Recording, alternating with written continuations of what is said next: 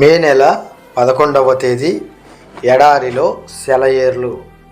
మేము నిప్పులలోను నీళ్లలోను పడితిమి, అయినను నీవు సమృద్ధి గల చోటికి మమ్ము రప్పించి ఉన్నావు. కీర్తనల గ్రంథము 66వ అధ్యాయము 12వ వచనము. వినేవాళ్ళకి విచిత్రంగా ఉండవచ్చు, కానీ కష్టపడి సాధించినప్పుడే విశ్రాంతిగా ఉండగలం. ఇలా సాధించిన ప్రశాంతత తుఫాను ముందు అలుముకునే భయంకర నిశ్శబ్దం లాంటిది కాదు. తుఫాను వెలిసిన తరువాత గిలిగింతలు పెట్టే మందమారుతం లాంటిది. కన్నీళ్ళంటే తెలియని భాగ్యవంతుడైన వాడు స్థిరంగా ప్రశాంతంగా ఉండలేడు.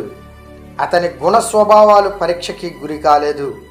చిన్న విఘాతం కలిగిన దానిని తట్టుకోగలడో లేదో ఎవ్వరికీ తెలియదు. సముద్రంలో గాలివాన ఎలాంటిదో తెలియని నావికుడు నిజంగా నావికుడు కాదు.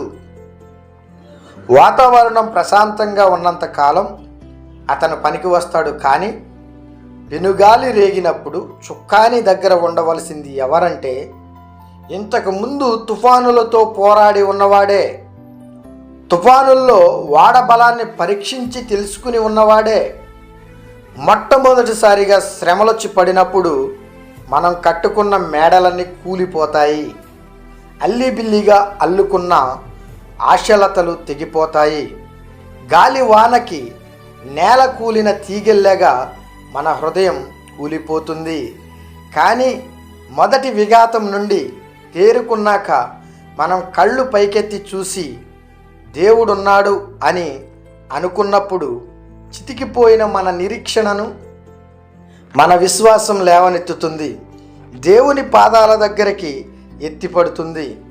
ఇలా ఆత్మవిశ్వాసం, శాంతి క్షేమాలతో మన శ్రమ అంతమవుతుంది. జీవనంలో పెను తుఫాను రేగింది. జీవిత నౌక శ్రమల అలలకి అల్లాడింది. అంచనాలు కొట్టుకుపోయాయి. గుండె బాధతో నిండింది. ఆశ అడుగంటింది. చివరికి ఆయన కనులు తెరిచాడు. అంత ప్రశాంతత పరుచుకుంది. అనుమానాల పెను తుఫాన్లు, భయాల గాలి వానలు కలవరపరిచాయి. నడిపించే వెలుగు వెలవెలబోయింది. చీకటి రాత్రి చెరచెర చిందులేసింది. చివరికి ఆయన కనులు తెరిచాడు. కృపాసూర్యుడు కోటి కిరణాలతో ఫక్కున నవ్వాడు. అగ్ని పరీక్షల్లో చెలరేగే దుఃఖంలో కృంగింది మానసం. నేల కొరిగింది. ఆవరించింది అంతా శూన్యం. నిస్పృహ వెన్నుతట్టి ధైర్యపరిచేవారు లేరు. చివరికి ఆయన కనులు తెరిచాడు. సద్దుమణిగింది. ఆయనే దేవుడు.